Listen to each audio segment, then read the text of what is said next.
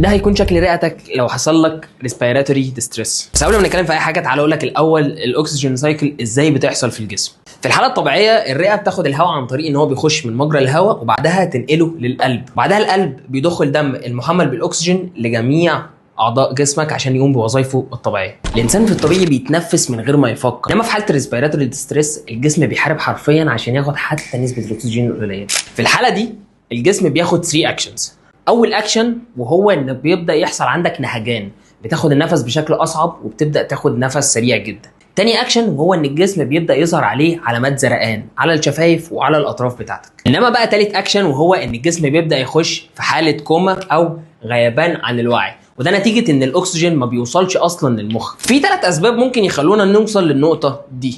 اول سبب لو دخلنا في نوبه رب شديده، تاني حاجه لو عندنا اصلا حساسيه صدر، ولكن تالت واهم سبب لو في حاجه دخلت في المجرى التنفسي ووقفت هنا، ساعتها ممكن نوصل للمرحله دي.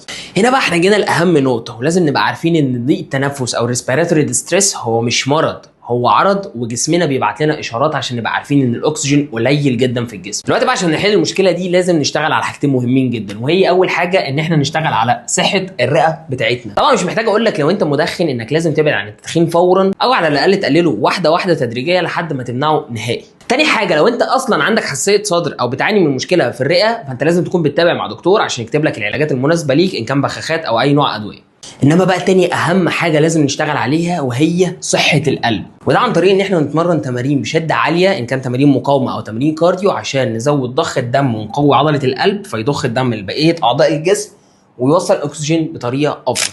واهم واخر نصيحه في الفيديو ده ان انت ما تتجاهلش الاعراض دي نهائيا. يعني لو حسيت ان ضيق التنفس ده بيزيد وبالاخص وانت في وقت الراحه اصلا ما بتعملش مجهود، لازم يبقى فيه تدخل طبي. وبس كده، انا محمد حلمي اخصائي تغذيه علاجيه، وده كان الفيديو الخامس في رحله الوصول لل 100,000 عن طريق نشر محتوى عن التغذيه وعن التمرين وعن اي حاجه تخص صحه الانسان بشكل عام. فاعمل لي فولو وسيف للفيديو ده عشان تشوف كل فيديو جديد.